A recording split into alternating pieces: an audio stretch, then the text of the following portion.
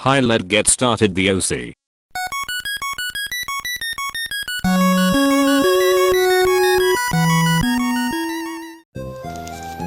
OSI Open System Interconnection atau Layer OSI adalah susunan atau kerangka jaringan yang diimplementasikan melalui protokol jaringan dalam 7 lapisan berbeda. OSI ini memiliki 7 layer, yaitu Physical Layer, Data Link Layer, Network Layer, Transport Layer, Session Layer, Presentation Layer, dan Application Layer. 1. Physical Layer. Physical Layer merupakan lapisan yang berhubungan dengan fisik. Fungsinya terdiri dari 4 macam. Yang pertama, mendefinisikan media transmisi jaringan. Yang kedua, sinkronisasi bit data. Yang ketiga, melakukan proses pengkabelan. Dan yang terakhir, mendefinisikan arsitektur jaringan. Contohnya, repeater, multiplexer, DDR, dan amplifier. 2. Data Link Layer. Data Link Layer merupakan salah satu layer yang penting. Fungsinya ada 3. Yang pertama, mengkoreksi kesalahan. Yang kedua, menentukan bagaimana setiap bit data dikelompokkan ke dalam frame. Yang ketiga, menentukan bagaimana sebuah perangkat keras dapat beroperasi. Contohnya seperti bridge, switch, ISDN, router, dan NIC. Yang ketiga, network layer. Network layer untuk membantu mendefinisikan alamat IP atau Internet Protocol sehingga tiap komputer dapat terhubung dengan satu jaringan. Fungsinya yaitu melakukan proses routing dan membuat header pada paket-paket data.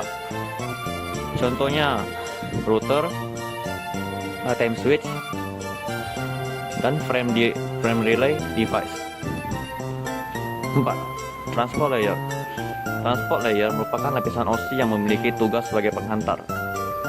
Fungsinya yaitu memecahkan data ke dalam paket-paket data. Yang kedua, melakukan proses transmisi ulang pada paket yang hilang dan mentransmisikan data dari session layer menuju network layer maupun sebaliknya. Contohnya yaitu gateway, router, advanced cable tester. 5. Session Layer.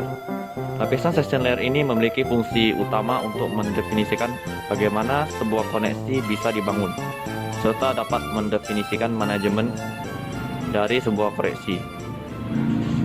Fungsinya yaitu yang pertama, kontrol dialog pada peralatan atau node. 2.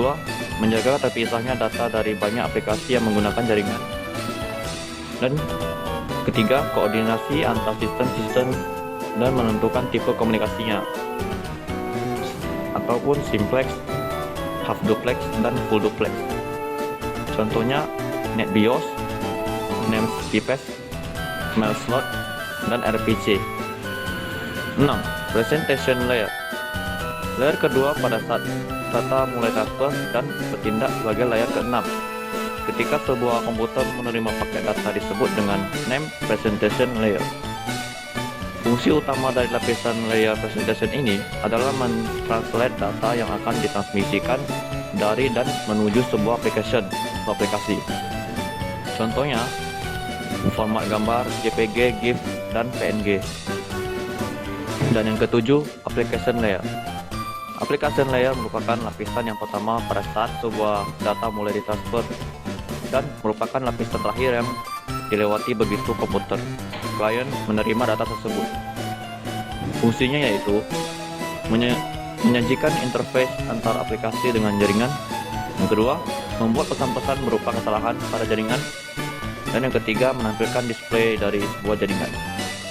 Contohnya seperti HTTP, SMPT, NFS, Telnet, dan www browser. Cara kerja OSI layer bisa dibilang sangatlah panjang dan cukup rumit. Ambil contoh ketika kamu hendak mengirim sebuah email ke komputer lain. Berikut ini adalah tahapannya. Application layer mengirim data ke komputer lain. Presentation layer melakukan konservasi email menjadi format jaringan. Session layer membentuk sesi perjalanan data sampai proses pengiriman selesai dilaksanakan. Transport layer pengirim memecah data dan dikumpulkan lagi di transport layer penerima. Network layer membuatkan sebuah alamat dan menuntun data sampai ke tujuan. Data link layer kemudian membentuk data menjadi frame dan juga alamat fisik.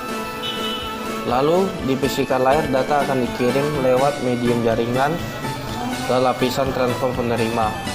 Setelahnya alur berbalik dari physical layer ke application layer pada komputer penerima.